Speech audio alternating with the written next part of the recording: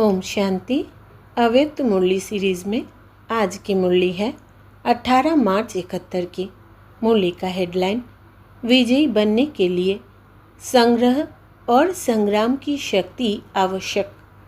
आज विशेष भट्टी वालों के लिए बुलाया है। भट्टी वालों ने क्या क्या धारणाएं की है वो देख रहे हैं। आज खास 2 बातों की धारणाएं हर एक के इस साकार चित्र द्वारा देख रहे हैं। 2 शक्तियों की धारणाएं देख रहे हैं कि कहाँ तक हर एक ने अपनी यथाशक्ति धारणा की है। वो 2 शक्तियाँ कौन सी देख रहे हैं? एक तो संग्रह करने की शक्ति और दूसरी संग्राम करने की शक्ति। संग्रह करने की शक्ति भी अति आवश्यक है। तो जो भट्टी में ज्ञान रत्नों की धारणा मिली है उसको बुद्धि में संग्रह रखना, और इस संग्रह करने से ही लोग संग्रह कर सकेंगे। इसलिए संग्रह करने की और फिर संग्राम करने की शक्ति दोनों ही ज़रूरी है। दोनों शक्तियाँ धारण की है। दोनों में कोई की भी कमी होगी तो कमी वाला कभी भी सदा विजयी नहीं बन सकता। जिसमें जितनी संग्रह करने की शक्ति है उतनी ही संग्राम करने की भी शक्ति रहती है। दोनों शक्तियाँ धारण करने के लिए भट्टी में आए हो तो शक्ति स्वरूप बने हो। भट्टी से कौन से वरदान प्राप्त किए हैं? भक्ति मार्ग में वरदान देते हैं ना, पुत्रवान भव, धनवान भव। लेकिन इस भट्टी से क्या मुख्य वरदान मिला? शिक्षक बने व मास्टर वरदाता भी बने। एक वरदान मिला शक्तिवान भव, दूसरा वरदान मिला सदैव अव्यक्त एकरस अवस्था का। इन दोनों वरदानों में दोनों ही बातें समाई हुई है। यह दोनों ही वरदान प्राप्त करके संपत्तिवान बनकर अपना प्रैक्टिकल सबूत दिखाने लिए जाना है। ऐसे नहीं समझना कि घर जा रहे हैं व अपने स्थान पर जा रहे हैं। लेकिन जो शक्तियाँ व वरदान लिए हैं उन्हों को प्रैक्टिकल करने के लिए विश्व स्टेज पर जा रहे हैं, ऐसे समझना है। स्टेज पर एक्टर को कौन सी मुख्य बातें ध्यान में रखनी है? अटेंशन और एक्यूरेसी। यह दोनों ही बातें याद रहती है। ऐसे ही आप लोग भी अब स्टेज पर एक्ट करके बाप दादा को प्रत्यक्ष करने के लिए जा रहे हो तो यह दोनों ही बातें याद रखना। हर सेकंड, हर संकल्प में अटेंशन और एक्यूरेट, नहीं तो बाप दादा को प्रत्यक्ष करने का श्रेष्ठ पाठ बजा नहीं सकेंगे। तो अब समझा क्या करने जा रहे हो? बाप दादा को प्रत्यक्ष करने का पार्ट प्ले करने जा रहे हो। यह लक्ष्य रख कर के जाना। जो भी कर्म करो पहले यह देखो कि इस कर्म द्वारा बाप दादा की प्रत्यक्षता होगी। ऐसे भी नहीं कि सिर्फ वाणी द्वारा प्रत्यक्ष करना है, लेकिन हर समय के हर कर्म द्वारा प्रत्यक्ष करना है। ऐसे प्रत्यक्ष करो जो सभी आत्माओं के मुख से यह बोल निकले कि यह तो एक एक जैसे साक्षात बाप के समान है। आपका हर कर्म दर्पण बन जाए, जिस दर्पण से बाप दादा के गुणों और कर्तव्यों का दिव्य रूप और रूहानियत का साक्षात्कार हो। लेकिन दर्पण कौन बन सकेगा? जो न सिर्फ संकल्पों को लेकिन इस देहाभिमान को भी अर्पण करेगा। जो देहाभिमान को अर्पण करता है उसका हर कर्म दर्पण बन जाता है। जैसे कोई चीज़ अर्पण की जाती है तो फिर वो अर्पण की हुई चीज़ अपनी नहीं समझी जाती है। तो इस देह के भान को भी अर्पण करने से जब अपनापन मिट जाता है तो लगाव भी मिट जाता है। ऐसे समर्पण हुए हो ऐसे समर्पण होने वालों की निशानी क्या रहेगी? एक तो सदा योग युक्त और दूसरा सदा बंधन मुक्त। जो योग युक्त होगा वो बंधन मुक्त ज़रूर होगा। योग युक्त का अर्थ ही है देह के आकर्षण के बंधन से भी मुक्त। जब देह के बंधन से मुक्त हो गए तो सर्व बंधन मुक्त बन ही जाते हैं। तो समर्पण अर्थात सदा योग युक्त और सर्व बंधन मुक्त, यह निशानी अपनी सदा कायम रखना। अगर कोई भी बंधन मुक्त होंगे तो योग युक्त नहीं कहलाएंगे।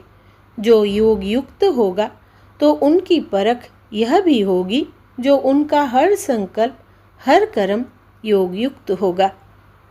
क्योंकि जो भी युक्तियाँ सर्व प्रकार की मिली है उन युक्तियों की धारणाओं के कारण युक्ति युक्त और योग युक्त रहेंगे। समझा? परख की निशानी। इससे अपने आप को समझ सकते हो कि कहाँ तक पहुँचे हैं। इसलिए कहा कि संग्रह और संग्राम की शक्ति दोनों भरकर जाना। रिजल्ट क्या देखी? सर्टिफिकेट मिला। एक अपने आप से सेटिस्फाई होने का सर्टिफिकेट लेना है, दूसरा सर्व को सेटिस्फाई करने का सर्टिफिकेट भी लेना है, तीसरा संपूर्ण समर्पण बनने का। समर्पण यह नहीं कि आबू में आकर बैठ जाए, तो समर्पण होने का भी सर्टिफिकेट लेना है। चौथा, जो भी ज्ञान की युक्तियाँ मिली उनको संग्रह करने की शक्ति का सर्टिफिकेट भी लेना है। यह 4 सर्टिफिकेट अपनी टीचर से लेकर जाना। कोई बात में 100 मार्क्स भी इस ग्रुप को है।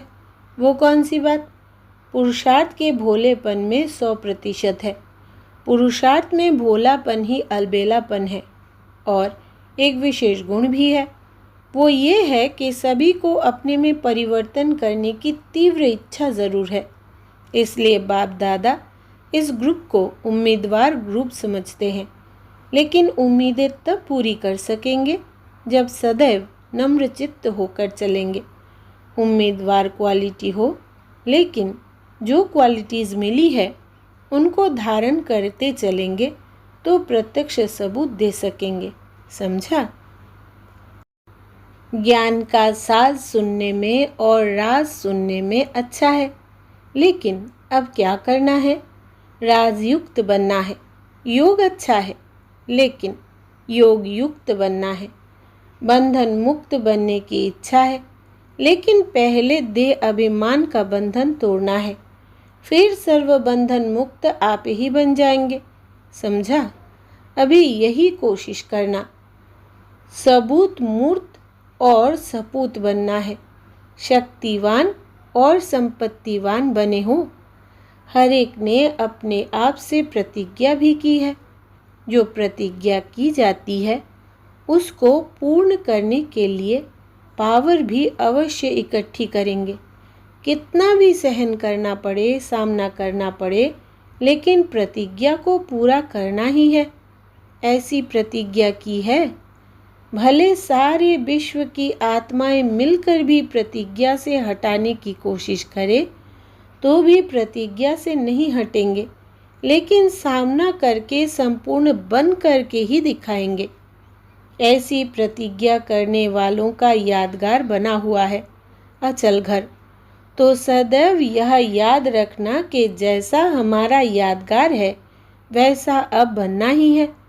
यह तो सहज है ना। स्थूल निशानी को याद रखने से नशा और निशाना याद रहेगा। यह ज़रूर अपने को समझना है कि सारे विश्व से चुने हुए हम विशेष आत्माएं हैं। जितनी विशेष आत्माएं उतनी उनके हर कर्म में विशेषता होती है। विशेष आत्मा होना कम नहीं हो। सभी मधुबन निवासियों को अपने को प्रैक्टिकल विशेष आत्माएं दिखाकर अपने इस ग्रुप का नाम बाला करना है। ऐसा ही लक्ष्य रखना कि कहेंगे कम लेकिन करेंगे, दिखाएंगे। आपके इस ग्रुप की यह विशेषता देखेंगे। स्टेज पर जाकर ऐसा पाठ बजाना जो सभी वंस मोर एक बार और ये कहे, समझा? आपकी निमित्त टीचर आपके ग्रुप को बार बार निमंत्रण दे और ग्रुप्स को एक एग्जाम्पल बनकर दिखाना है। कोई आत्मा कर्म करके जाता है तो वो बार बार याद आता है, तो यह ग्रुप भी ऐसा कमाल करके दिखाए। अच्छा, जो देहाभिमान को अर्पण करता है उसका हर कर्म दर्पण बन जाता है।